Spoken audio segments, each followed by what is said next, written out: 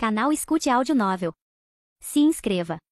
Novel Teoria Fanfic. Naruto, Cartas de Habilidade. Capítulo 81. Em circunstâncias normais, Uchiha e os outros não teriam partido tão imediatamente. Afinal, eles não podiam confirmar com absoluta certeza a morte de Naruto Saito. Podiam apenas inferir que ele havia caído em batalha. No entanto, a situação atual não lhes permitia ficar. Voltar furtivamente para a floresta da névoa densa para procurar era irrealista, e esperar ali para ver se Naruto Saito emergeria era perigoso. Proteger Mikoto Uchiha continuava sendo a principal prioridade dos dois gênios Uchiha, e agora ambos estavam gravemente feridos. Eles precisavam partir o mais rápido possível. A noite estava escura, com a lua brilhando fracamente e as estrelas esparsas. A floresta da névoa densa estava envolta em escuridão, reverberando com sons estrondosos constantes. Igakiki lutou ferozmente contra dois oponentes ao mesmo tempo, mas ainda assim manteve a vantagem com uma clara vantagem. Ele era simplesmente forte demais. Seja em termos de velocidade, força ou tempo de reação, ele superava Saki em muito. Se não fosse pela falta de ataques de longo alcance e em área, ele já teria garantido a vitória. Essa era justamente a limitação dos ninjas Iga em combate. Não que lhes faltasse habilidade de luta ou habilidades ofensivas, mas sim que seus métodos de ataque eram quase exclusivamente taijutsu de combate corpo a corpo. Isso tornava seu estilo de luta restritivo.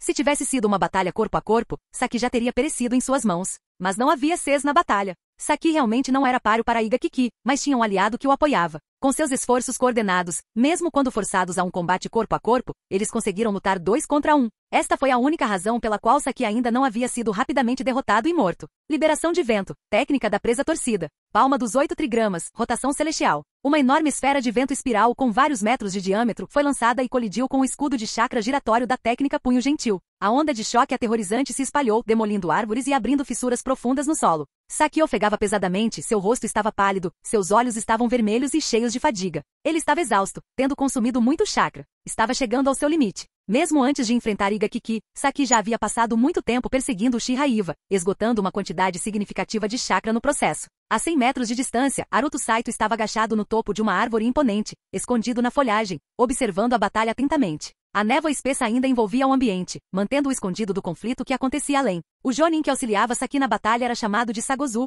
Com mais de 40 anos, ele tinha uma estrutura robusta semelhante à de um urso, exalando uma aura de poder bruto e ferocidade. Mas agora, ele também estava exausto, ofegante, com os olhos avermelhados fixos em Igakiki. 2 contra 1. Mas eles ainda estavam perdendo. A expressão de Igakiki permaneceu gélida enquanto ele se movia rapidamente pela floresta, desviando das kunai que se aproximavam com saltos ágeis, deixando para trás imagens residuais antes de diminuir a distância até Saki. Saki empunhava uma katana na mão direita e uma kunai na esquerda, girando o corpo enquanto desferia um ataque frenético. Ou melhor, tentava desesperadamente bloquear o ataque de Igakiki. Os punhos e chutes de Kiki se moviam de forma turva, seus reflexos superiores e controle corporal lhe permitiam desviar por pouco das lâminas a cada golpe, enquanto as desviava simultaneamente. Liberação de vento, técnica da tempestade de Lotus. Sagozu avançou mais uma vez, lançando rapidamente mais de 10 lâminas de vento, cada uma do tamanho de uma palma, que se arqueavam no ar em direção a Igakiki. Esta era a estratégia estabelecida. Sempre que Saki enfrentava Kiki em combate corpo a corpo, Sagozu fornecia ataques de cobertura. Arte do punho gentil, palma quebradora de montanhas.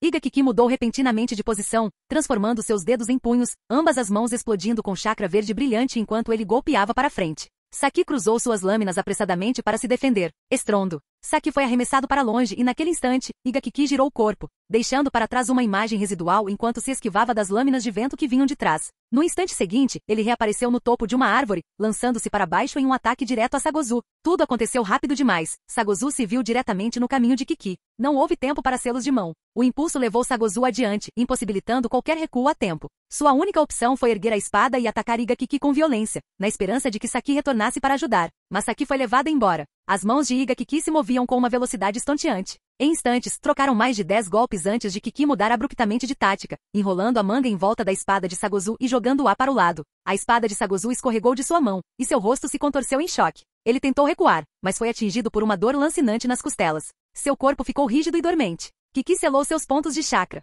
Saki, que estava correndo para ajudar Sagozu, de repente congelou, com os olhos cheios de medo. Igakiki se virou para olhar para Saki, com a expressão fria de sempre. Seus lábios se curvaram levemente antes de ele torcer o corpo, sua longa perna chicoteando como um chicote de aço. Baque. Com um impacto surdo, Sagozu foi atingido na cabeça. Ele desabou como uma árvore caída, com sangue escorrendo de seus 7 orifícios. Embora seus olhos permanecessem abertos, ele já estava morto. As pupilas de Saki se contraíram violentamente. Igakiki era forte demais, ainda nem demonstrava sinais de fadiga. E agora, sem seu apoio, Saki estava sozinho para lutar. O arrependimento tomou conta de sua mente. Por que ele se intrometera naquilo hoje? Esta nem era sua missão original na Terra do Fogo. Se você se render, eu o levarei vivo de volta para Konoha. Você pode ter uma chance de sobreviver, disse Kiki friamente. Os lábios de Saki se contraíram. Ele jamais acreditaria em tal afirmação. Ele deu vários passos para trás, virou-se e correu. Se ele não conseguisse vencer, ele escaparia. Este era território inimigo para Saki, e sua luta contra Iga Kiki não tinha relação com sua missão real. Não havia motivo para ele arriscar a vida, então ele correu sem hesitar. O pé de Kiki explodiu contra o chão, lançando-o para frente como uma bala de canhão em perseguição a Saki. Do alto de uma árvore distante, Haruto Saito murmurou, que luta intensa. Esse cara é ridiculamente forte. Então ele saltou e o seguiu. Um pensamento lhe passou pela cabeça. E se Saki fosse morto imediatamente e Iga Kiki permanecesse com força total? E então? Saki levou seus limites ao extremo, acelerando sua velocidade ao máximo. Mas Kiki ainda era mais rápido, diminuindo a diferença de forma constante. Droga! Por que isso está acontecendo? Droga! Saki cerrou os dentes enquanto o vento rugia atrás dele, sua sensação de destruição iminente se intensificando. Suas reservas de chakra estavam quase no fim, faltava-lhe energia para desferir poderosos ataques em área para desacelerar Kiki. Se Kiki o alcançasse, ele morreria. Por que você continua me empurrando? Saki gritou de repente. Kiki não respondeu, seu olhar frio fixo na figura de Saki que se afastava. Maldito bastardo! Se eu morrer, morreremos juntos. Rugiu Saki, sua aura se tornando selvagem enquanto ele se virava para encarar Kiki. No mesmo instante, sua mão esquerda roçou em uma bolsa na parte inferior das costas. Eles entraram em confronto. Saki lutou como um louco, abandonando a defesa em favor de ataques imprudentemente imprudente. Esta foi uma batalha de vida ou morte. Mas mesmo essa estratégia desesperada foi inútil. Então Kiki percebeu. A bolsa continha etiquetas explosivas. Estrondo. Saki explodiu em uma enorme bola de fogo, chamas consumindo tudo em um raio de dezenas de metros, com Kiki no centro da explosão. Capítulo 82. Haruto Saito agachou-se em uma árvore, observando atentamente o campo de batalha. Ao ver Saji cuspir sangue e cair no chão, o coração de Haruto se apertou. Se Saji estava morto, mas que Goku Hyuga permaneceu ileso, como esse chefe poderia ser morto? O que Haruto não esperava era que Saji estivesse preparando o movimento final. A explosão da bola de fogo irrompeu repentinamente, pegando até Haruto desprevenido. Quanto a Goku Hyuga, que suportou o impacto do ataque, não teve tempo de montar uma defesa eficaz ou se esquivar. Palma dos 8 trigramas, rotação celestial. Goku Hyuga tinha acabado de começar a girar, mas ainda não havia completado sua primeira rotação completa. Isso significava que o escudo de chakra hemisférico do punho gentil ainda não estava totalmente formado. As chamas surgindo, carregando uma onda de choque aterrorizante, o lançaram para longe antes que ele pudesse terminar sua defesa. Oportunidade. Haruto não teve tempo para pensar e entrou em ação. Ele só tinha uma preocupação. Será que Goku Hyuga tinha sido morto diretamente pela explosão? Se tivesse, todo o plano estaria arruinado. Se Goku Hyuga não tivesse morrido instantaneamente, mas sim sido mortalmente ferido, ele teria apenas alguns segundos antes de sucumbir aos ferimentos. Essa era a maior preocupação de Haruto. Ele precisava evitar esse desfecho. As chamas surgiam, aumentando e se espalhando, enquanto a onda de choque varria o campo de batalha. Fragmentos de pedra, terra, madeira estilhaçada, folhas mortas e poeira eram lançados no ar, tornando todo o espaço caótico e confuso. Mas nada disso chegou até Haruto. Ele estava a mais de 100 metros do local da explosão, e a onda de choque afetou apenas uns 40 ou 50 metros. Além disso, a densa floresta fornecia barreiras naturais, com árvores imponentes absorvendo grande parte do impacto. Os olhos de Haruto se fixaram em Goku Hyuga. O homem foi arremessado para longe, com todo seu corpo em chamas. Goku Hyuga foi lançado voando pelo ar, sua trajetória formando um arco diagonal antes de cair. Estrondo. Ele se chocou contra uma árvore enorme a mais de 40 metros do local da explosão. Seu corpo ricocheteou com o impacto e caiu vários metros no chão. Haruto correu para frente. Embora se mover rapidamente na floresta fosse difícil, ele percorreu a distância em segundos. Goku Hyuga já era um homem de fogo. O homem em chamas levantou-se de repente com dificuldade, soltando um grito estridente e agonizante. Toda sua aura se inflamou e seu corpo girou violentamente no mesmo lugar. Um suspiro depois, ele parou. Seu corpo tremeu como se estivesse prestes a desabar, mas as chamas que o cobriam haviam se apagado. Ele ainda é tão forte assim? Haruto ficou abalado, atônito com a enorme resistência do oponente. Ele diminuiu o passo e ergueu sua lâmina pesada defensivamente, observando Goku Hyuga em alerta máximo.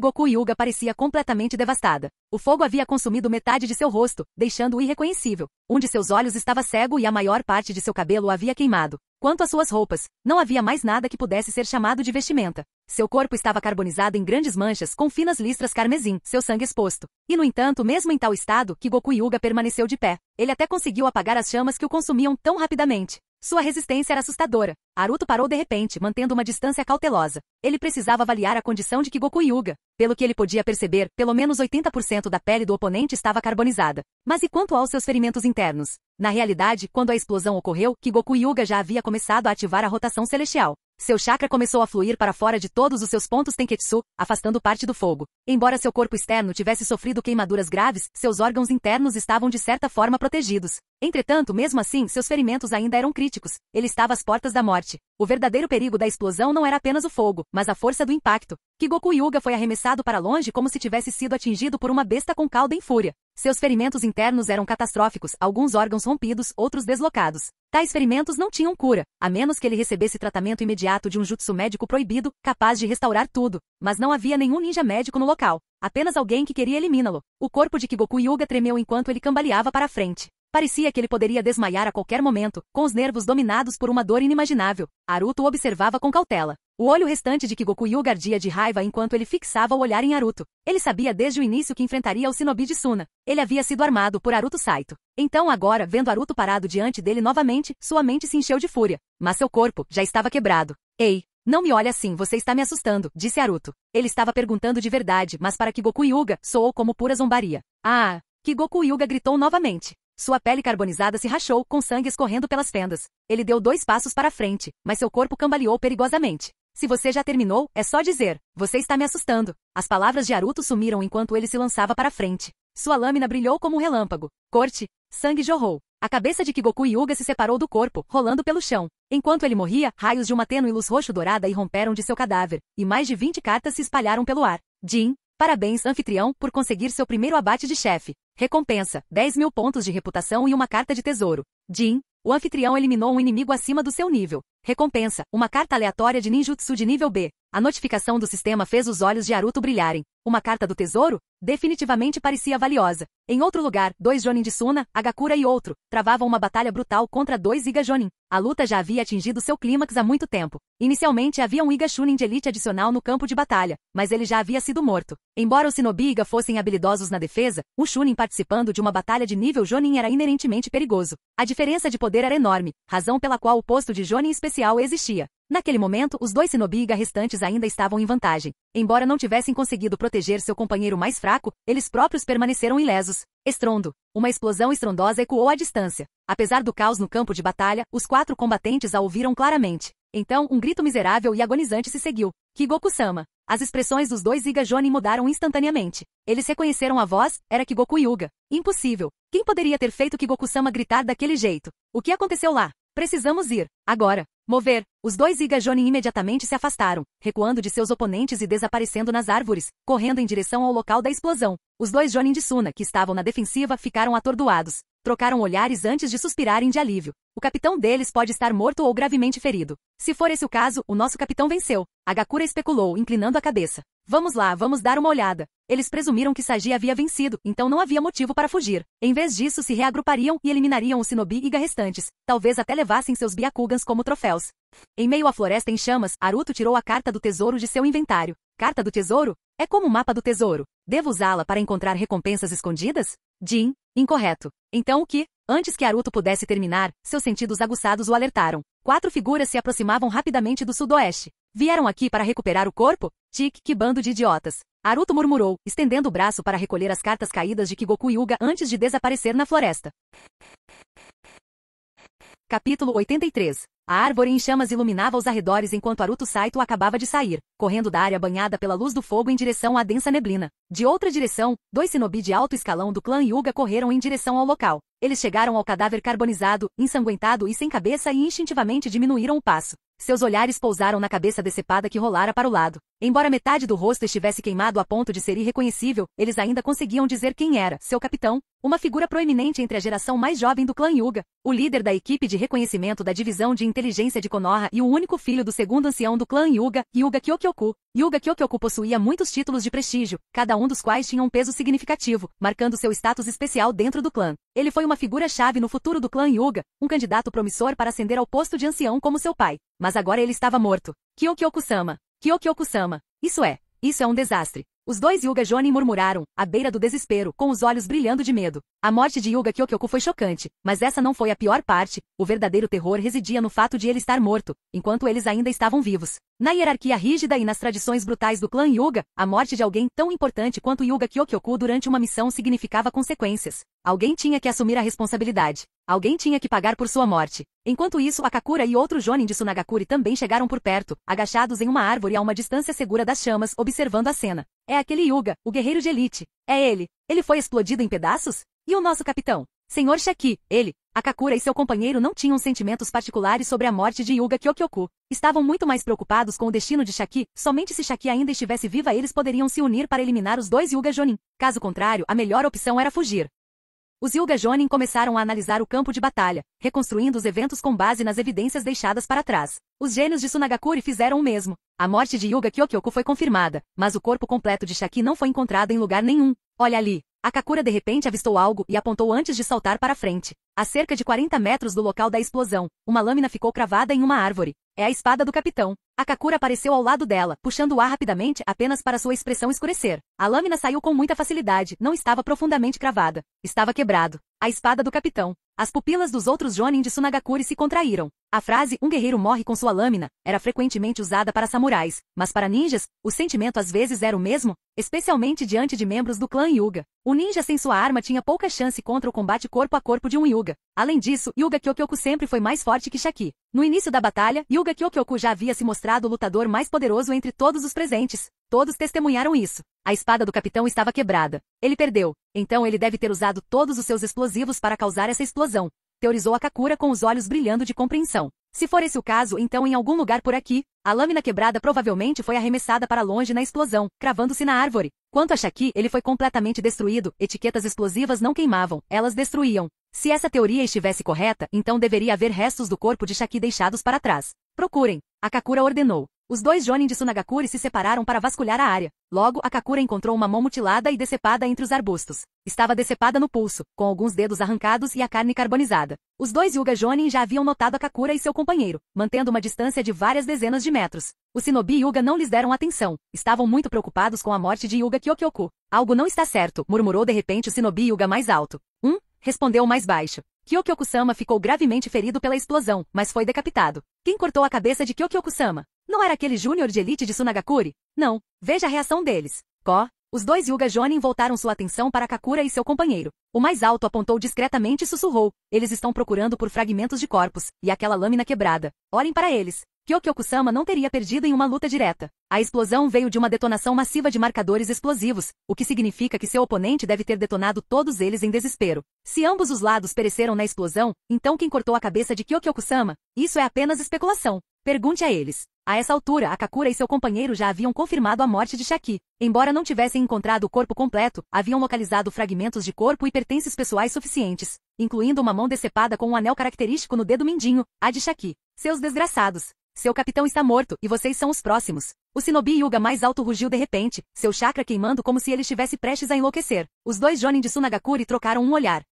Retiro. Sem hesitar, eles se viraram e desapareceram na escuridão, recuando rapidamente. Eles fugiram. O alto Hyuga Jonin gradualmente controlou seu chakra com uma expressão sombria. A julgar pela reação deles, os Jonins de elite deles estão definitivamente mortos. Minha dedução deve estar correta. Caso contrário, eles não teriam forças para derrotar Kyokyoku-sama. Os dois Shinobi Hyuga voltaram seus olhares para o cadáver de Hyuga Kyokyoku. Uma questão pairava em suas mentes. Quem o decapitou? Poderia ter havido outro Shinobi de Tsunagakure? Entender exatamente como Hyuga Kyokyoku morreu era crucial. Eles precisavam ter certeza antes de reportar. Lembro-me de que outro Jonin de Tsunagakure lutou contra Kyokyoku-sama antes. Poderia ter sido ele? Foi ele? Procurem o corpo dele. Os dois Hyuga Jonin vasculharam a área. Logo encontraram o cadáver de Sagus, de Tsunagakure. Ele havia morrido antes. Seu corpo já havia começado a esfriar. Não foi ele. Então quem? Eles retornaram aos restos mortais de Hyuga Kyokyoku, olhando para o corpo sem cabeça e a cabeça decepada. Só há uma possibilidade, disse o alto Shinobi Hyuga sombriamente. Foi o Uchiha. Foi o Uchiha Iwa ou Uchiha Toku. Eles fizeram isso. Isso, será que é mesmo? O Jonin mais baixo hesitou, então encontrou o olhar do companheiro. A compreensão brilhou em seus olhos. Sim, foram os Uchiha. Tinham que ser eles. Não há outra possibilidade. Os Uchiha se aproveitaram da situação e assassinaram Kyokyoku-sama enquanto ele estava gravemente ferido. Sim, eles estavam por perto há pouco, mas agora fugiram. Devemos retornar a Konoha e relatar isso imediatamente. Concordo. O Uchiha não deve ser perdoado. Os dois Shinobi Hyuga inventaram a conclusão que precisavam. Culpar os Uchiha. Se era verdade ou não, não importava. Essa acusação era a única maneira de evitar uma punição severa do clã. Capítulo 84. Haruto Saito estava correndo. Ele correu vários quilômetros, atravessando rios e escapando da densa neblina. Depois de escalar uma grande colina gramada, escondeu-se em uma vala na base da encosta e finalmente parou. Este lugar deveria ser extremamente seguro. Mesmo que a neblina se dissipasse, o Byakugan do clã Hyuga não conseguiria vê-lo. Sua localização era muito abaixo do horizonte, e o Byakugan não conseguia ver através da própria terra. Com um giro de pulso, Haruto tirou todas as cartas que havia obtido ao eliminar Hyuga Kyokyoku. A carta do topo era a carta do tesouro que ele havia examinado anteriormente. Espírito, o que exatamente essa coisa faz? Haruto perguntou mentalmente. Jin, respondendo à pergunta do anfitrião, a carta do tesouro é uma carta de recompensa de tipo especial. Quando o anfitrião usa a carta do tesouro, ela fornece aleatoriamente uma coordenada de localização. A distância máxima do anfitrião não pode exceder 200 km. Ao atingir a coordenada e cavar, o anfitrião pode obter um tesouro. Observe que a carta do tesouro não gera novos tesouros, ela apenas revela a localização de tesouros que já existem neste mundo. Então é basicamente um mapa do tesouro? Por que você disse que não era antes? Não exatamente. A carta do tesouro fornece uma localização diretamente relacionada à posição atual do anfitrião. Ela revela apenas as coordenadas onde existe um tesouro na região. Se o anfitrião usar a carta do tesouro em uma área diferente, o tesouro resultante também será diferente. E se não houver nenhum tesouro na minha área? A carta do tesouro procurará automaticamente o tesouro de maior valor dentro do alcance. Então é assim que funciona. Haruto piscou surpreso, sentindo-se um pouco decepcionado. De acordo com o espírito da carta, a carta do tesouro simplesmente apontava para um tesouro do mundo real. Não gerou um. Isso significava que se não houvesse tesouros reais por perto, a carta poderia acabar direcionando-o para algo sem valor. Um raio de 200 quilômetros era grande, mas comparado ao vasto tamanho do mundo Shinobi, era apenas uma área minúscula. Haruto imaginou que havia uma boa chance de desenterrar o cadáver de algum ninja morto ou uma pilha de armas quebradas em vez de um tesouro de verdade. Deixando a carta do tesouro de lado, ele começou a separar as outras recompensas obtidas ao eliminar Hyuga Kyokyoku. A maioria das cartas tinha um tema distinto, todas relacionadas ao taijutsu do punho gentil. Havia 13 cartas com 8 trigramas no nome, como 8 trigramas, golpe da montanha, 8 trigramas 32 palmas, 8 trigramas 64 palmas, 8 trigramas, palma do ar, 8 trigramas, quebrador de montanhas e 8 trigramas, golpe de corpo inteiro. Mas duas cartas se destacaram mais para Haruto. Os 8 trigramas, carta de rotação e carta limite da linhagem Byakugan. Os dois caíram. Espere.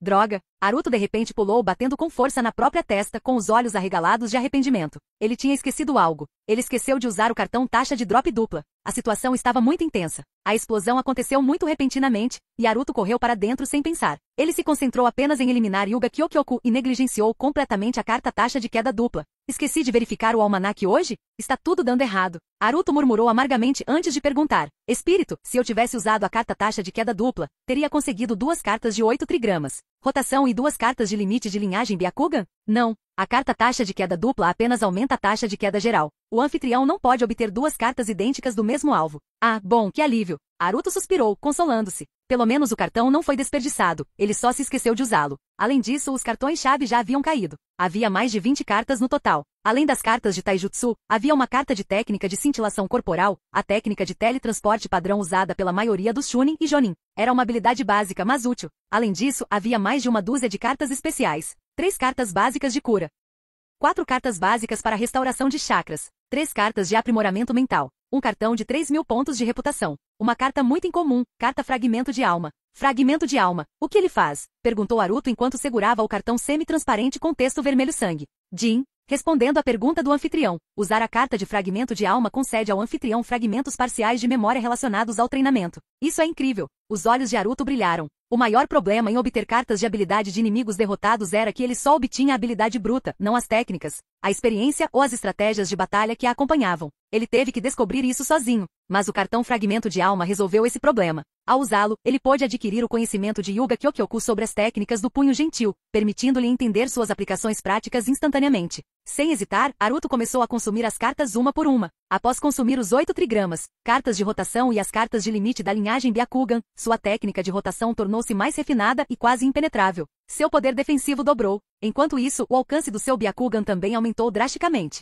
Anteriormente, ele conseguia enxergar cerca de 4 quilômetros. Agora, após consumir a segunda carta limite da linhagem do Byakugan, ele conseguia enxergar 8 quilômetros. As 3 cartas de aprimoramento mental aumentaram ligeiramente suas reservas totais de chakra, embora a melhora tenha sido mínima, pois ele já havia usado várias cartas de aprimoramento no passado. O cartão Fragmento de Alma concedeu a ele fragmentos das memórias de Hyuga Kyokyoku, melhorando significativamente seu domínio das técnicas do punho gentil. Depois de terminar as cartas, Haruto tirou mais algumas de seu inventário, aquelas que ele havia coletado anteriormente de 2 Chunin de Elite da Vila da Areia e 2 Hyuga Chunin de Elite. Ele só havia usado as cartas de reputação antes, mas não havia verificado o restante. Depois de examiná-los, não encontrei nada de particularmente interessante. Afinal, eram apenas Chunin de Elite. No entanto, uma carta chamou sua atenção, uma técnica de liberação de fogo de nível B, projétil de chamas do dragão de fogo de uma carta de recompensa por morte de nível superior. Haruto levou mais de 1 hora para organizar tudo. Analisar cada cartão individualmente levou tempo. Depois de usar todas as cartas utilizáveis, ele tinha apenas algumas restantes. Algumas cartas básicas de cura e restauração de chakras.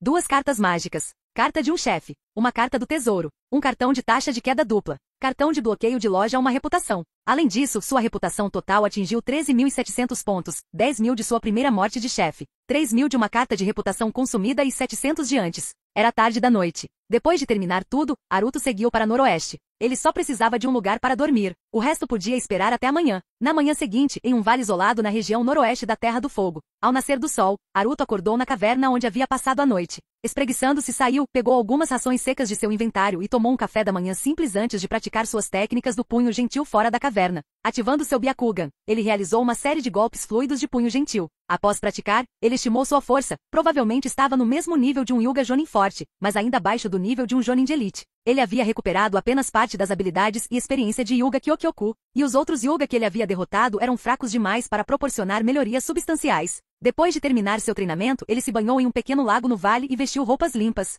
Os Uchiha provavelmente acham que eu morri. Se estivessem gravemente feridos, voltariam para Konoha. Os Hyuga sobreviventes também reportariam. Haruto refletiu enquanto estava à beira do lago. De repente ele percebeu. Estava livre. Ninguém mais o rastreava ou monitorava. Então, eu ainda deveria ir para a Terra da Chuva para minha missão? Ele considerou seriamente a ideia, mas decidiu deixar a ideia de lado. Tinha algo mais interessante para fazer. Tirando a carta do tesouro, ele a comeu. Um local lhe veio à mente, 160 quilômetros a noroeste. Um tesouro o aguardava. Hora de desenterrar algum tesouro. Haruto sorriu, mas quando ele estava prestes a sair, 3 figuras se aproximaram rapidamente de fora do vale. Alguém está vindo. Haruto ficou tenso e imediatamente submergiu no lago, usando a técnica liberação de água, ocultação na água. Alguns momentos depois, 3 figuras pousaram no lago. Este lugar é bonito. Podemos descansar aqui, disse uma voz masculina clara. Vou juntar lenha, disse uma voz masculina fria. Só 10 dias e a missão acabou? Precisamos mesmo voltar para Konoha? Aquele pirralho irritante ainda pode estar por aí, murmurou uma mulher. Embaixo d'água, o Byakugan de Haruto fixou-se nas 3 figuras.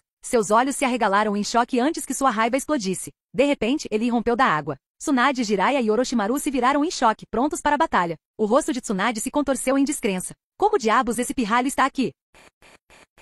Capítulo 85. Ao mesmo tempo em que Haruto Saito inesperadamente encontrou Tsunade e os outros. Mais de 20 quilômetros a sudeste do vale, dentro do campo de batalha na floresta que havia sido envolto em névoa espessa na noite anterior. O campo de batalha queimado ainda emitia nuvens de fumaça, e o leve cheiro de sangue pairava no ar. O cenário era de devastação total, com destroços espalhados por toda parte. Um cão ninja com pelo liso e negro como azeviche saltou pela floresta, movendo-se rapidamente em direção ao cadáver de um Chunin de elite Hyuga. Farejava o corpo com movimentos metódicos. Acompanhando o cão estavam 2 figuras enigmáticas, de presença fria e agourenta. Eles eram os membros da Anbu Raiz de Konoha Oni7 e Yamaka. Até aquela noite, o clã Hyuga estava rastreando Haruto Saito, juntamente com Uchiha Mikoto e os outros. Enquanto isso, Oni7 e Yamaka seguiam os ninjas Hyuga à distância. Para evitar serem detectados pelo Byakugan dos Hyuga, eles nunca se afastavam muito, mantendo uma distância segura de vários quilômetros, contando com seus cães ninja invocados para rastrear seus alvos. Os cães, treinados pela organização da Raiz, possuíam habilidades excepcionais de rastreamento. Seu olfato era aguçado o suficiente para identificar um cheiro específico, mesmo em meio ao caos de um campo de batalha.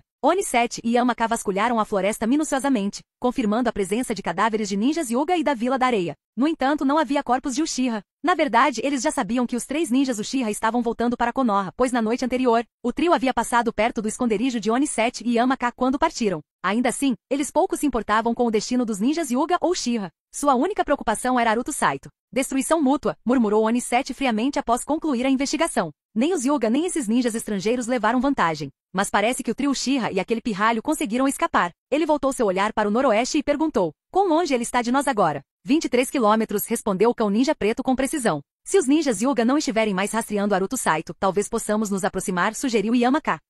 Oni7 assentiu em concordância. Sem mais demora, os 2 homens e seu cão retomaram a perseguição, cruzando rapidamente um rio e deixando o campo de batalha para trás, continuando para noroeste. Espere. O cão preto soltou de repente um rosnado baixo e parou no meio do caminho, com a expressão cheia de medo. Ele farejou o ar profundamente, detectando um cheiro que o perturbou. O que foi? Yamaka franziu as sobrancelhas e olhou para o cão. É o cheiro deles. Sem dúvida são eles. O cão confirmou com convicção. Tsunade, Jiraiya e Orochimaru. Os olhos do Oni7 se arregalaram. Tem certeza? Com certeza. Eles não são estranhos, e o cheiro do Orochimaru-sama é particularmente distinto. São eles com certeza, declarou o cão com confiança. Como shinobi nativos de Konoha, seus cheiros eram bem conhecidos pelos cães ninjas de Konoha. Droga! A voz do Oni 7 tornou-se grave enquanto ele trocava um olhar com Yamaka. Após uma breve pausa, ele disse: envie uma mensagem ao líder. Yamaka imediatamente mordeu o polegar, formou uma série de selos de mão e bateu a palma da mão no chão. Técnica de invocação. Com uma nuvem de fumaça branca, um grande pombo cinza surgiu diante de Yamaka. Não era um pássaro comum, era uma fera ninja, um pássaro mensageiro especializado em transmitir informações urgentes. Embora não fosse tão inteligente quanto os cães ninja, era altamente eficaz para comunicações rápidas. Oni 7 rapidamente pegou um pergaminho especial e começou a anotar as informações. Um silêncio tenso tomou conta do vale, criando uma atmosfera sinistra. Aruto Saito estava na superfície da água, seu olhar fixo em Tsunade e sua expressão era de profunda mágoa. Tsunade estava nervosa, com gotas de suor se formando em suas têmporas. Ela nem sabia ao certo por que estava nervosa, poderia derrotar Aruto Saito facilmente com uma mão só. No entanto, por algum motivo, sentia-se inquieta. Aruto havia se tornado uma figura persistente e problemática em sua vida.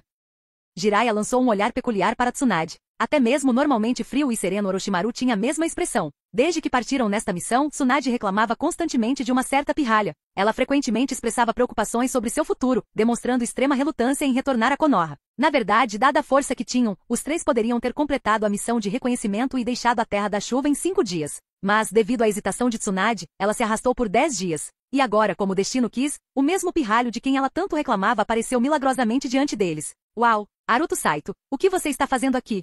Exclamou Jiraiya dramaticamente, cumprimentando Aruto com entusiasmo. Não me diga, você estava nos esperando? Ele piscou travesso. É isso mesmo. Eu estava esperando por você. Aruto Saito assentiu seriamente. Uma certa mulher que sonegava dívidas fugiu de repente, e eu queria muito conversar com ela sobre a vida. Enquanto falava, ele lançou um olhar furioso para Tsunade. O rosto de Tsunade se contraiu, suas pálpebras tremulando de culpa, incapaz de encontrar os olhos de Aruto. Olha só a hora. Tsunade de repente olhou para o céu e protegeu os olhos do sol. O sol acabou de nascer. Não deveríamos ficar aqui parados, deveríamos continuar andando. Sem dizer mais nada, ela se virou e saiu correndo. Ela não se importava com o motivo de Aruto estar ali contra todas as probabilidades. Sua prioridade era escapar. Orochimaru o seguiu imediatamente, enquanto Jiraiya lançou um olhar desamparado para Aruto antes de correr atrás deles. Os 3 lendários Sannin avançaram em direção à saída do vale. Ei, sua sem vergonha. Você ainda quer seu pingente ou não? Se não, eu jogo fora, gritou Aruto Saito do lago segurando um pingente verde. Meu pingente! A expressão de Tsunade mudou drasticamente. Ela parou bruscamente e se virou. Ela só recentemente percebeu que seu pingente havia sumido, presumindo que o tivesse deixado em casa. Isso a atormentava desde então. Seu ladrãozinho! Você me roubou! Gritou Tsunade furiosa ao reconhecer o pingente. Afinal, Aruto já tinha um histórico de roubos dela. Roubou? Que grosseria! Não se esqueça, você ficou na minha casa naquela noite. Até dormimos juntos. Encontrei isso quando estava arrumando tudo depois. Aruto balançou o pingente provocativamente antes de fazê-lo desaparecer com um movimento de pulso. Tsunade apareceu instantaneamente na superfície do lago, estendendo a mão agressivamente. Devolva. Não tente se fazer de intimidador. Aruto Saito cutucou a orelha preguiçosamente. Você não vai me assustar. Não se esqueça, você ainda me deve 2 favores. Considere o pingente como garantia. Assim que você pagar sua dívida de jogo, eu devolvo. Aruto não tinha medo algum de Tsunade. O status atual dela, na percepção dele, indicava culpada. E ela era culpada. O incidente tinha sido um grande escândalo em Konoha, todos sabiam. Se ela se recusasse terminantemente a pagar sua dívida, seria ridicularizada. Além disso, se ganhasse a reputação de se recusar a pagar, ninguém mais jogaria com ela. Você. Tudo bem, eu te pago de volta eventualmente. Mas esquece isso. Por que você está aqui? Perguntou Tsunade, agarrando Aruto pelo colarinho de repente. Seus olhos se estreitaram, desconfiados. Pirralho, você desertou? Que mulher cruel. Ela chegaria ao ponto de acusá-lo de traição só para evitar pagar sua dívida. Você é burra ou eu sou? Se eu tivesse desertado, estaria vindo aqui voluntariamente? Aruto lançou-lhe um olhar de desdém antes de pegar seus documentos de missão. Tsunade pegou, deu uma olhada rápida e depois jogou de volta para ele. Falsos. Você os forjou. Você deve ter desertado. Você pode pelo menos tentar ser razoável? Aruto ficou sem palavras. Canal Escute Áudio Novel. Capítulo 86. Falso. Falso. Deve ser falso. Você saiu de Konoha sem permissão. Não, espere, você traiu e fugiu de Konoha. Você não é mais um ninja de Konoha, então nossa aposta não conta. Falso, falso, é tudo falso. Tsunade se virou e caminhou em direção à praia, resmungando para si mesma. Ela estava descaradamente tentando jogar sujo. Aruto Saito a seguiu com um sorriso frio e irônico, movendo-se em um ritmo tranquilo. Ele não tinha intenção de deixar Tsunade escapar impune. Sua tentativa de negação descarada não funcionaria, a menos que ela planejasse nunca mais retornar a Konoha pelo resto da vida. Jiraiya e Orochimaru também haviam retornado à beira do lago. Jiraiya viu a expressão de Tsunade e se esforçou para conter o riso, mas não ousou rir alto. O que você está olhando? Não tomou café da manhã? Quer que eu te bata? Tsunade gritou para Jiraiya. Jiraiya rapidamente deu alguns passos para trás, formou um selo de mão e desapareceu instantaneamente. Orochimaru também caminhou silenciosamente para coletar lenha em um bosque próximo. Assim que Orochimaru se foi, Tsunade cruzou os braços, virou-se para Naruto e ergueu o queixo. Tudo bem, diga o seu preço. Quanto dinheiro você precisa para cumprir essas duas condições? Não me falta dinheiro. Naruto franziu os lábios e abriu as mãos. Além disso, esses dois pedidos não são algo que possa ser medido em dinheiro. É melhor você desistir dessa ideia. Pirralho, se continuar assim, não vai viver muito. Qual é o sentido? Ah não, estou com tanto medo. Pouco tempo depois, uma fogueira foi acesa à beira do lago. Jiraiya havia caçado um javali rechonchudo e habilmente o esfolou e limpou antes de cortá-lo em pedaços e assá-lo na fogueira. Naturalmente, Naruto também recebeu sua parte da carne assada. Tsunade sentou-se perto da fogueira com uma expressão azeda, ignorando a todos. Seu rosto praticamente gritava, estou de péssimo humor, então não mexa comigo. Ela tentava intimidar Naruto, esperando que isso o impedisse de fazer exigências absurdas. Naruto-san, qual é a sua missão desta vez? Está sozinho? Perguntou Jiraiya com um sorriso enquanto grelhava a carne. Ele sempre foi tranquilo, e qualquer um que conseguisse fazer Tsunade sofrer uma derrota conquistava seu respeito. Naruto definitivamente conquistara sua admiração, indo para a Terra da Chuva. Uma missão de assassinato, respondeu Naruto distraidamente, lançando um olhar furtivo para Tsunade. Uma missão de assassinato? Jiraiya ficou surpreso. Missões de assassinato eram, no mínimo, de nível A. Que qualificações esse pirralho tinha para assumir uma missão de nível A?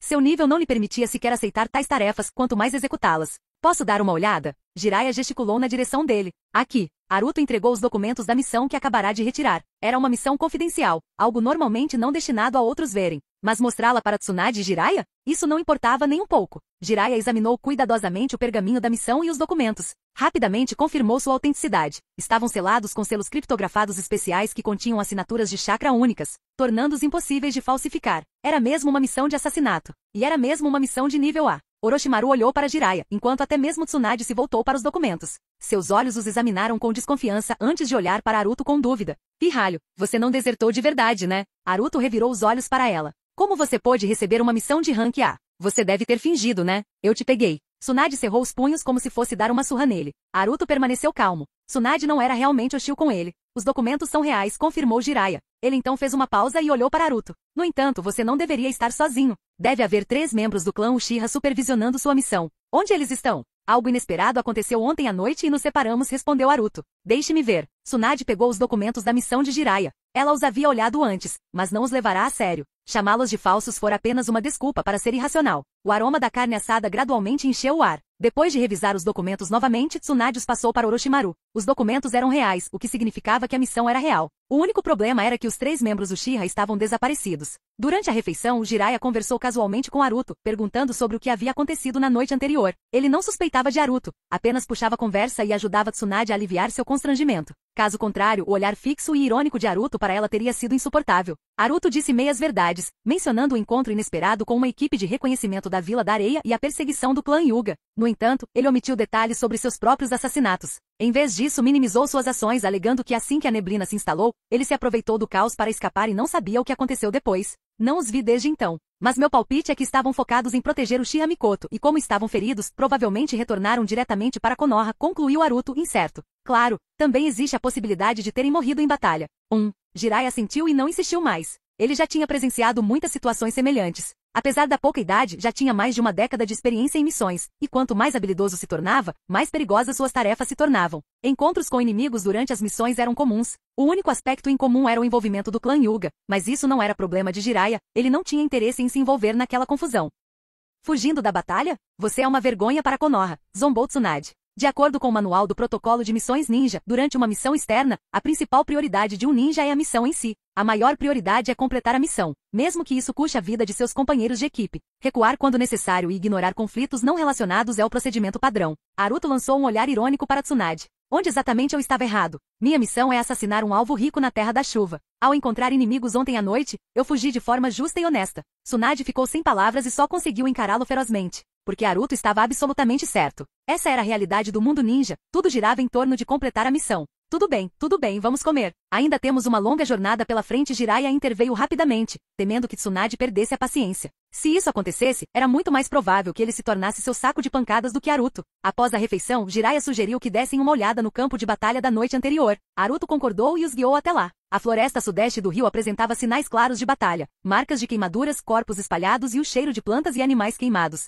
Naruto e os outros vasculharam a área. O campo de batalha era vasto, mas apenas corpos da Vila da Areia e do clã Hyuga estavam presentes. Como Naruto havia afirmado, os membros Uchiha provavelmente escaparam em meio ao caos, enquanto as outras duas facções sofreram pesadas baixas. Finalmente chegaram ao local onde Hyuga Kyokujitsu havia morrido. A área apresentava marcas de uma grande explosão, indicando um combate intenso. O corpo carbonizado e sem cabeça de Kyokujitsu permaneceu à distância, embora sua cabeça estivesse faltando. Devido às queimaduras graves, nenhuma característica distintiva era visível, tornando impossível para Tsunade e os outros confirmarem sua identidade. O grupo ficou em volta do cadáver. Se os membros Uchiha estavam feridos e focados em proteger Mikoto Uchiha, provavelmente já retornaram para Konoha, especulou Jiraiya. Ele olhou para Naruto. Mas isso não te coloca em perigo? Sem o apoio deles, ir sozinho para Megakure é praticamente pedir para morrer. Bem, Naruto começou a refutar, mas hesitou. Então, após reconsiderar, disse seriamente, você tem toda a razão. É extremamente perigoso. Ele então lançou um olhar estranho para Tsunade. Tsunade estremeceu. Até os cabelos dela se arrepiaram. O que essa pirralha estava planejando?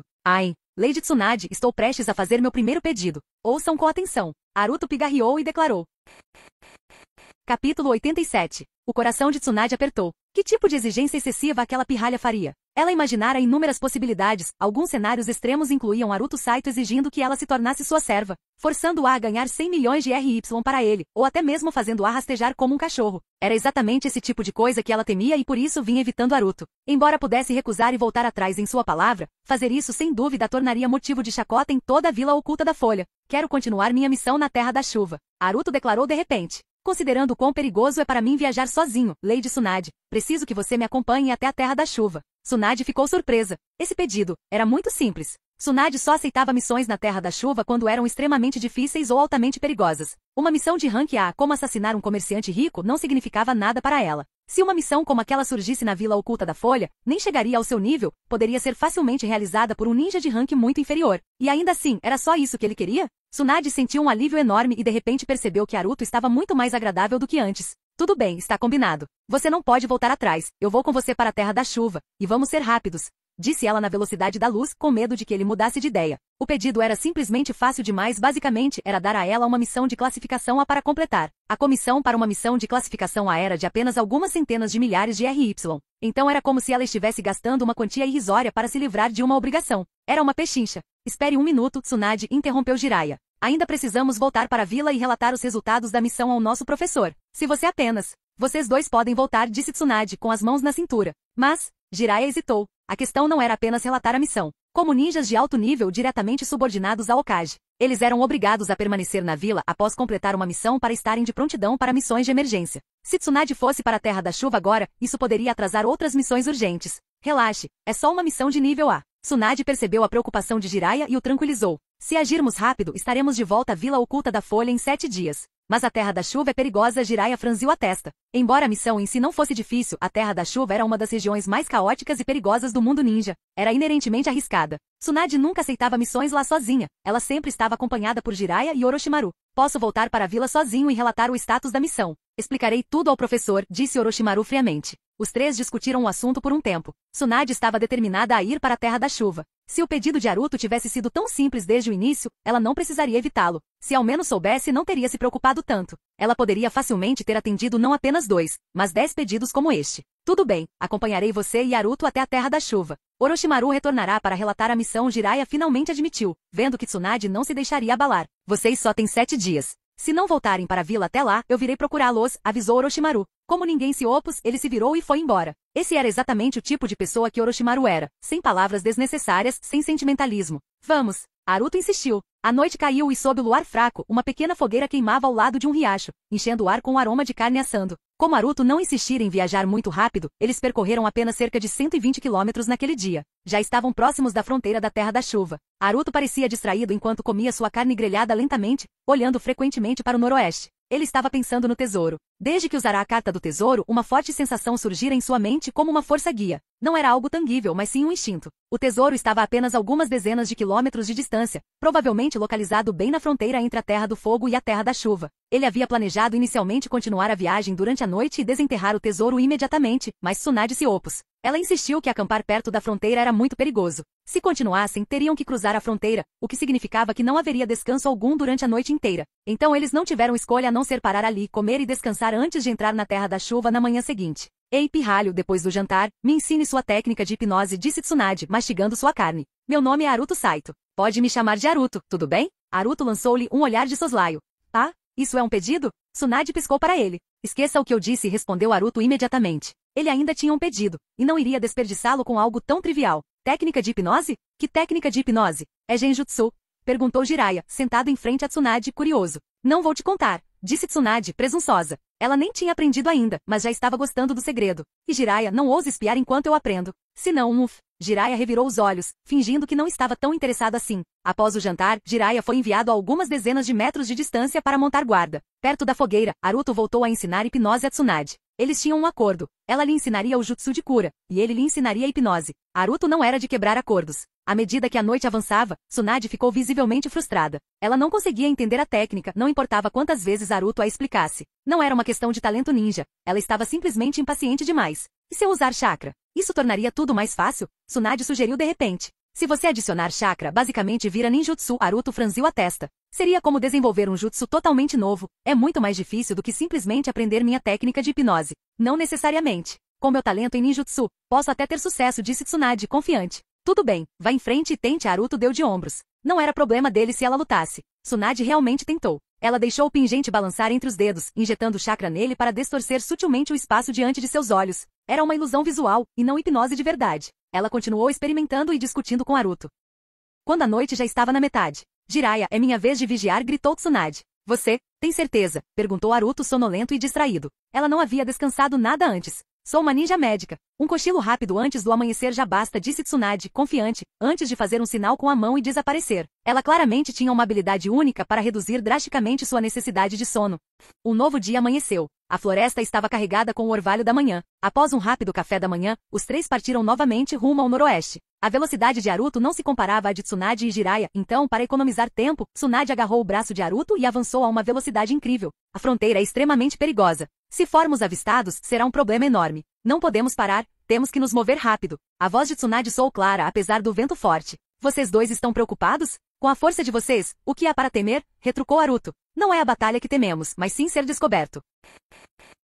Capítulo 88. Tsunade inclinou a cabeça levemente, revirando os olhos de peixe morto com uma expressão que gritava descrença enquanto olhava para Aruto Saito. Aquela expressão? Ela aprenderá com ele. Aruto estava claramente procurando confusão. Agora não é hora para piadas, seu pirralho. Tsunade disse num tom impaciente, mas sério. Deixe-me calcular. Aruto juntou os dedos como se estivesse contando, deu alguns passos, circulou atrás de uma árvore e então reapareceu do outro lado, parecendo completamente absorto em seu ato misterioso. Os olhos de Tsunade já exibiam um brilho perigoso, mas ela se conteve à força e continuou a encará-lo. Enquanto isso, Jiraiya, que estava empoleirado em um galho de árvore, tinha uma expressão divertida no rosto. Na verdade, uma coisa subjuga a outra. Desde que conhecer Aruto, o temperamento de Tsunade havia melhorado muito. Aruto vagou pela área, passando por algumas árvores e pisando em trechos de grama. Finalmente chegou a uma pequena clareira. O chão ali estava coberto de arbustos baixos e folhas caídas. No lado norte da clareira, erguia-se uma árvore imponente com mais de 10 metros de altura. Ao contrário das outras árvores ao redor, esta estava coberta de cicatrizes de lâminas e machados. Os ferimentos eram antigos, sugerindo que uma batalha havia ocorrido ali há muito tempo, e a árvore havia sido apenas pega no fogo cruzado.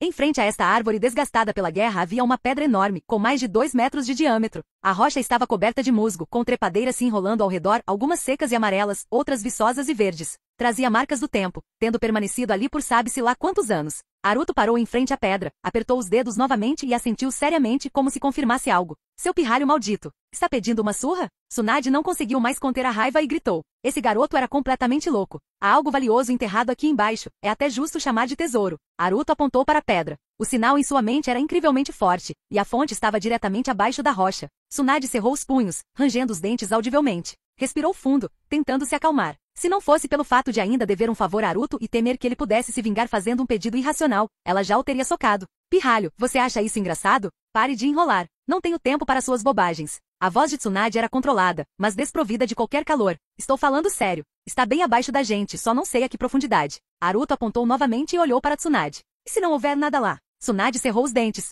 Impossível. Aruto declarou com absoluta certeza, retomando seu ato misterioso apertando os dedos novamente. Eu nunca calculo mal. Se eu digo que está lá, então está lá. Seu pequeno. Tsunade avançou, gritando no ouvido de Aruto. Seu pirralho. Está causando problemas de propósito? Você ao menos entende o quão perigoso este lugar é? Não podemos perder tempo aqui. Mulher ignorante. Aruto desviou para o lado e usou o dedo mindinho para limpar o ouvido como se ela o tivesse ensurdecido. Então disse, Tsunade-sama, se bem me lembro, eu pedi para você me acompanhar nesta missão, não foi? Eu não implorei, eu não a contratei, e você não está me liderando nesta tarefa. Se paramos ou vamos embora, é decisão minha. Você, Tsunade estava prestes a perder a cabeça. Jiraiya, ainda observando da árvore, estremeceu desconfortavelmente. Estava preocupado. Haruto estava provocando Tsunade demais. Se ela perdesse o controle, poderia acabar dando um soco nele. Provavelmente não é muito fundo, talvez 5 ou 6 metros no máximo, comentou Haruto, examinando a pedra novamente. O corpo inteiro de Tsunade tremia de fúria. Quando partiram, ela deixou bem claro, não podiam parar ali. Haruto podia não se importar em ser visto, já que era um Zé Ninguém no mundo ninja, mas tanto ela quanto Jiraiya eram figuras conhecidas.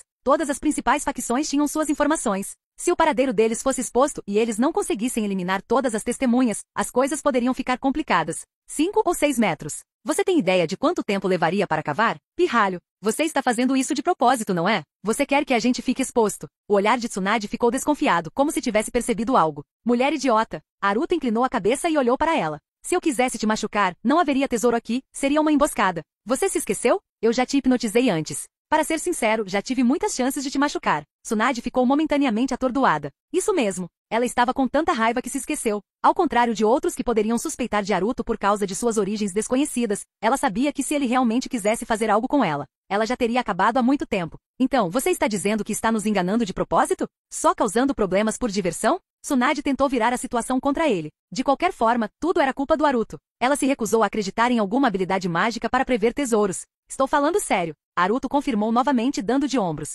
Que tal assim? Por que vocês dois não se escondem enquanto eu cavo sozinho? Só me esperem terminar. Tsunade cerrou os punhos. Ela queria muito, muito mesmo, bater nele. Calma, fica calma. Ela repetia para si mesma, respirando fundo. Depois de várias repetições, seus olhos de repente se iluminaram com uma ideia. Haruto, você tem certeza mesmo que tem alguma coisa aí embaixo? Claro. Haruto assentiu. Eu não acredito em você. Eu nunca pedi isso a você. Agora saia da frente e me deixe ficar rico. Não, vamos fazer uma aposta. Uma aposta? Haruto fez uma pausa e olhou Tsunade de cima a baixo com um sorriso irônico. Tsunade-sama, tem certeza de que ainda quer apostar comigo? Você perde sempre. Você está dentro ou não? Pare de falar. Tsunade colocou as mãos na cintura, completamente decidida. Qual é a aposta? Apostamos que realmente há algo valioso lá embaixo. Eu digo que não. E se houver? Se houver, concederei um pedido sem restrições como antes. Mas se não houver, não lhe devo nada, e o favor que perdi antes está anulado. Ei. Haruto de repente soltou uma risada estranha, seus olhos cheios de pena enquanto olhava para Tsunade. Do que você está rindo? Vai apostar ou não? Ei, estou dentro. Tsunade sorriu maliciosamente. Ela tinha um objetivo simples, reconquistar sua liberdade, pagar sua dívida e então, acabar com Haruto. Ela precisava desabafar sua frustração, aquele pirralho era irritante. Mas, acrescentou Haruto, vamos colocar isso por escrito. Não temos testemunhas aqui, mas Jiraiya-sama pode ser nosso tabelião. Você não confia em mim? Tsunade olhou feio. Você é confiável? Haruto sorriu ironicamente. A reputação de Tsunade nesse aspecto era péssima. Certo, vamos colocar isso por escrito. Tsunade gesticulou para Jiraiya atrás dela. Jiraiya, escreva o contrato e torne-o oficial. Jiraiya rapidamente pegou um pergaminho, escreveu o acordo, carimbou-o com a impressão da sua mão e o trouxe. Haruto e Tsunade deixaram suas impressões digitais sobre ele. Haruto então guardou o pergaminho em segurança. Tudo bem, vocês podem se esconder agora. Estou começando a escavação, anunciou Haruto. Não precisa, eu cuido disso. Não vamos perder tempo. Tsunade dispensou Haruto com um gesto e começou a se preparar para sua técnica. Então, com uma respiração profunda, seu chakra aumentou. Tsunade soltou um grito agudo e socou o chão. Bum! Capítulo 89. Um golpe semelhante a um soco de uma polegada lançou força no chão, acumulando energia sob a superfície até atingir um ponto de ruptura e explodir. Era incrível. Tsunade nunca havia usado nenhum outro ninjutsu, conseguindo tudo apenas com sua força monstruosa e seu controle de chakra quase sobre-humano. Sua maestria nessa área era incomparável em toda Konoha. O pilar de terra disparou dezenas de metros antes de se despedaçar e se espalhar em todas as direções. A enorme rocha lançada no ar girou e despencou de volta ao chão, arrastando consigo grandes raízes de árvores e outros detritos. Empoleirado no topo de uma árvore, Jiraiya subitamente entrou em ação. Com um movimento rápido, ele voou no ar, suas mãos formando selos em um instante. Liberação de vento, técnica do dragão rolante. Jiraiya exalou uma terrível tempestade em espiral, varrendo todo o solo e a rocha maciça. A rocha foi reduzida a pó, e os detritos foram levados por um tornado lateral, espalhando terra sobre a floresta como uma chuva torrencial bizarra. Sua única intenção era evitar que as pedras e a terra caíssem e pudessem ferir alguém. Aquele cara também é muito forte com a liberação de vento, murmurou Haruto Saito, observando Jiraiya retornar. Jiraiya era proficiente em 4 elementos, vento, fogo, água e terra, faltando-lhe apenas a liberação de relâmpago. No entanto, sua maior afinidade era com a liberação de fogo. Pirralho, você perdeu. Tsunade se virou para Haruto com um sorriso irônico. Como eu perdi? Haruto perguntou enquanto caminhava em sua direção. Explode 10 metros de terra, e não havia nada lá. Tsunade cruzou os braços, erguendo o queixo presunçosa. Estamos quites agora. 10 metros? Então devo ter calculado mal, respondeu Aruto enquanto se aproximava da cratera em frente à árvore. Ele olhou para dentro do buraco quase circular, que tinha cerca de 3 metros de diâmetro e era escuro como breu por dentro. Foi uma exibição impressionante, mas você estava sendo tão cauteloso antes. Agora causou tanta comoção. Isso está mesmo certo, brincou Aruto enquanto examinava o buraco. Vamos embora em breve, então está tudo bem, disse Tsunade. Então, lançando um olhar penetrante para Aruto, acrescentou. O quê? Você não está admitindo a derrota? Vou dar uma olhada lá embaixo. Assim que Aruto terminou de falar, ele entrou no poço e desapareceu instantaneamente. Maldito pirralho. Espera só até eu pôr as mãos em você. Murmurou Tsunade na beira do buraco, sua expressão oscilando entre irritação e excitação, como se já estivesse saboreando a ideia de esmurrar Aruto. Por que tem um mau pressentimento sobre isso? Disse Jiraiya, indo ficar ao lado de Tsunade, com a voz carregada de preocupação. Não dê azar. Tsunade lançou-lhe um olhar furioso, fazendo Jiraiya se afastar apressadamente. No fundo do poço escuro, Aruto pousou levemente na terra macia. O sinal de orientação era avassalador, a intensidade havia atingido o ápice. Aruto agachou-se e começou a tatear o chão do poço, cavando a terra com as mãos. Logo, seus dedos roçaram em algo metálico. Era bem grande. Aruto limpou a terra ao redor e puxou o objeto. Era bem pesado. Uma caixa retangular com meio metro de largura e quase 1 metro de comprimento. Um baú. Um baú de tesouro, exclamou Aruto surpreso. Abraçando o baú, ele tensionou as pernas e saltou para cima, chutando as paredes de terra para se impulsionar mais alto. Em apenas 2 respirações, ele saiu do buraco, girando no ar para pousar ao lado dele. Jiraiya deu um tapa na testa exasperado. Tsunade havia perdido de novo. A boca de Tsunade ficou aberta em choque enquanto ela olhava para o baú nos braços de Aruto, completamente congelada. Aruto pousou o baú e o examinou atentamente. Era preto, adornado com entalhes intrincados que lhe conferiam um toque antigo. Havia um cadeado preso a um dos lados. Tirando um pouco de sujeira com a mão, Aruto olhou para Tsunade e sorriu. De jeito nenhum. Isso é impossível. Como você pôde calcular algo assim? Você mesma enterrou isso aqui? O rosto de Tsunade estava cheio de descrença. Foi você quem sugeriu a aposta, não eu. Não faço ideia do que tem lá dentro, zombou Aruto. Ele puxou a fechadura, mas ela não quebrou. Aplicando mais força com sua força aprimorada, ele finalmente a quebrou. Respirando fundo, sentindo uma mistura de expectativa e excitação, Aruto levantou lentamente a tampa. O que ele viu o deixou atordoado. Jiraiya e Tsunade também se reuniram. Olharam para o conteúdo, igualmente perplexos. Dentro do baú havia uma armadura cuidadosamente dobrada? Sobre a armadura havia um capacete e ao lado uma espada curta embainhada. Vale mesmo a pena esconder uma armadura com tanto cuidado? Murmurou Aruto, sentindo uma pontada de desconforto. Se aquela armadura não fosse particularmente valiosa, ele poderia ter perdido a aposta afinal. Parece algo do período dos estados combatentes, observou Jiraiya enquanto se agachava estudando os itens. Esta é uma armadura de samurai, mas os samurais modernos não usam mais capacetes comuns. Mas, por que a espada curta? Aruto sacou a espada curta, o capacete e a armadura. A armadura era incrivelmente pesada, feita de metal. Todos os 3 itens compartilhavam o mesmo esquema de cores, inteiramente preto, com padrões vermelho escuros na armadura. Aruto começou a entrar em pânico. Aquelas coisas pareciam valiosas, mas provavelmente não o suficiente para impressionar Tsunade.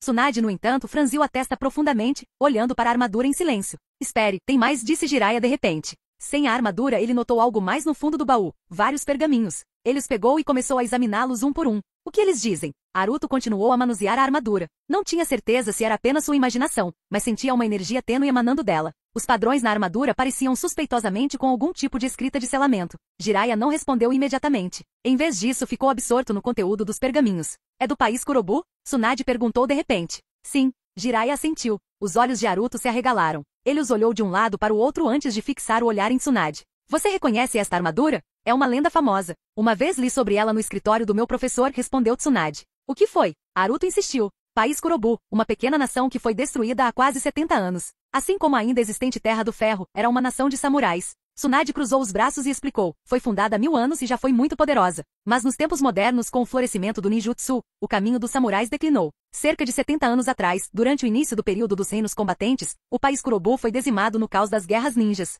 Então, está aí a armadura do país Kurobu? Com 70 anos de história, ela deve valer alguma coisa, certo? Aruto ainda estava focado em seu valor. Uma relíquia de 70 anos atrás era apenas uma antiguidade recente. Seu valor era incerto. Não apenas valioso. É incrivelmente valioso. O rosto de Tsunade se obscureceu. Era evidente que ela odiava perder, mas finalmente admitiu. Se esta for realmente a lendária armadura Kurobu, seu preço no mercado negro não seria inferior a 10 milhões de rios. O quê? A excitação de Aruto aumentou. Esta não é uma armadura de samurai qualquer, explicou Jiraiya. A armadura Kurobu era a única. Foi usada apenas pelos grandes generais do país Kurobu por gerações. É o tesouro nacional deles, um símbolo de poder. Puta merda. Aruto ficou chocado. Tsunade e Jiraiya se viraram para olhá-lo como se ele fosse um alienígena. Como diabos ele conseguiu prever isso? Capítulo 90. Era óbvio, não era possível que Aruto Saito tivesse enterrado algo ali. Não tinha como ser uma farsa. A armadura negra da guerra havia desaparecido após a queda da nação do Guerreiro Negro, permanecendo oculta por quase 70 anos. Nunca mais reapareceu desde então. Aruto Saito tinha apenas 12 anos. Como um tesouro perdido por 70 anos poderia acabar em suas mãos? Ele era apenas um ninja de baixa patente da Vila da Chuva. Se a armadura negra da guerra estivesse na Vila da Chuva o tempo todo, então seu dono, sem dúvida, seria Anzo, o líder dos ninjas da chuva. Embora esta armadura fosse um grande tesouro para os samurais, não era tão significativa para os ninjas. No entanto, seu valor histórico a tornava extremamente valiosa. Todo mundo ninja, incluindo todos os ninjas de vilas grandes e pequenas, ninjas rebeldes, ninjas desertores e aqueles que se aposentaram devido à idade ou ferimentos, mal chegava a 100 mil. Enquanto isso, o chamado mundo mundano, as pessoas comuns governadas pelos senhores feudais, somava bilhões. Os ninjas eram apenas uma pequena fração da população mundial. Isso significava que os objetos de maior valor não eram necessariamente aqueles úteis para os ninjas. A vasta maioria da riqueza no mundo ninja ainda era controlada por pessoas comuns, magnatas mercantes, senhores feudais e aristocratas. Eram eles que tinham dinheiro de verdade. Se essas pessoas descobrissem que a armadura negra da guerra, desaparecida há quase 70 anos e com 1000 anos de história, havia ressurgido, quem sabe quantas delas dariam lances astronômicos por ela? Além disso, a armadura negra da guerra não era totalmente inútil para os ninjas. Afinal, tanto ninjas quanto samurais usavam chakra. Como um artefato tão valioso pode ter estado em posse de Aruto Saito todo esse tempo? E por que ele tiraria tal tesouro? Só para pregar uma peça? Tsunade não se sentia enganada. Não acreditava que aquilo fosse um plano cuidadosamente planejado. Desta vez, ela admitiu a derrota de verdade. Isso tornava tudo ainda mais difícil de entender. Cálculo com os dedos? Que absurdo! Ei, vocês podem parar de me olhar assim? Eu sei que sou bonito, mas se continuarem me encarando, posso ficar arrogante. Aruto Saito olhou ao redor e então baixou o olhar, pegando a espada curta embainhada. Ele a sacou da bainha. A lâmina era preta. A borda era vermelho escuro. Mesmo depois de décadas enterradas, nem a armadura nem a espada curta apresentavam sinais de deterioração. Aruto Saito sacou sua kunai com a outra mão e cruzou os braços, golpeando a espada curta negra contra a kunai. Com um estalo brusco, a kunai se quebrou instantaneamente. Que lâmina fina, elogiou Aruto Saito. Esta espada se chama Presa Negra. Faz parte da armadura negra da guerra, mas não era usada em combate. Em vez disso, era usada para executar traidores e defender a autoridade real historicamente. Qualquer um que recebesse temporariamente a presa negra dos guerreiros negros tinha o poder de executar diretamente ministros da nação do Guerreiro Negro, explicou Jiraiya. Então, é basicamente uma espada imperial de execução? Murmurou Aruto Saito. A função da presa negra era notavelmente semelhante à das espadas imperiais usadas por governantes antigos. Ao lado dele, Tsunade olhou de soslaio para Aruto Saito, ainda tentando decifrar seu suposto truque de cálculo com os dedos. Ela havia começado a considerar a possibilidade de uma técnica de ninjutsu sensorial, mas mesmo isso não fazia sentido. Por mais poderoso que fosse um ninjutsu sensorial, ele poderia, no máximo, detectar a presença de algo incomum no subsolo. Como poderia determinar seu valor? O que é isso? Aruto Saito levantou a cabeça e gesticulou para os 3 pergaminhos, direcionando sua pergunta a Jiraiya. Um é um decreto imperial para a sucessão, outro é um decreto de nomeação assinado pelo último grande general da nação do Guerreiro Negro, e o último é um plano para o renascimento da nação do Guerreiro Negro durante a Era Caótica. Ah, então foi assim que você confirmou a autenticidade da armadura? Aruto Saito perguntou novamente. Exatamente. Jiraiya assentiu. Além disso, cruzando as informações registradas nestes pergaminhos com registros históricos que estudei antes, consegui reconstruir os eventos gerais daquela época. Naquela época, o último grande general da nação do Guerreiro Negro, Mugimaru, viu-se encurralado e sem saída. Então, ele encarregou sua guarda pessoal, Charo, de pegar a armadura negra da guerra e esses documentos e fugir do cerco inimigo. Sua missão era encontrar o filho de Mugimaru, Takitetsu, e transmitir-lhe o título de grande general. Mas claramente algo deu errado. Quem enterrou a armadura aqui deve ter sido Charo. Talvez ele pretendesse recuperá-la mais tarde, mas nunca mais voltou. Registros históricos afirmam que a nação do Guerreiro Negro foi destruída 6 meses após a morte de Mugimaru. Sua queda não se deveu apenas à avassaladora força inimiga, mas principalmente à perda da armadura negra da guerra. Sem os guerreiros negros, a nação perdeu sua espinha dorsal espiritual e inevitavelmente se desintegrou. Eu nunca imaginei que o Sr. Jiraiya fosse tão sábio, elogiou Aruto Saito sinceramente. Haha, claro. Li todos os livros do escritório do meu mestre. Jiraiya riu orgulhoso. Você provavelmente estava apenas procurando por passagens eróticas naqueles livros, comentou Tsunade friamente. A expressão de Jiraiya ficou imediatamente estranha. Ele não ousou discutir com Tsunade e silenciosamente enrolou os pergaminhos, guardando-os. Essa era a verdade. Aruto Saito acreditou. Afinal, Jiraiya era conhecido na história original como sábio pervertido por um motivo. Deveríamos ir embora daqui primeiro. Conversamos mais no caminho, insistiu Tsunade. Eu venci. Aruto Saito se virou para Tsunade e disse. Uff. Tsunade bufou, olhando feio para ele. Aruto Saito guardou a armadura e a espada curta de volta na caixa. Ao pegar o capacete, hesitou por um instante antes de tentar colocá-lo. De repente percebeu que era inconveniente. Embora tivesse um espaço para guardar itens, não podia revelar essa habilidade na frente de Tsunade e Jiraiya. Então, ele queria ver se conseguiria usar a armadura. Se servisse, seria muito mais conveniente. Caso contrário, ele teria que carregar a caixa grande durante suas missões.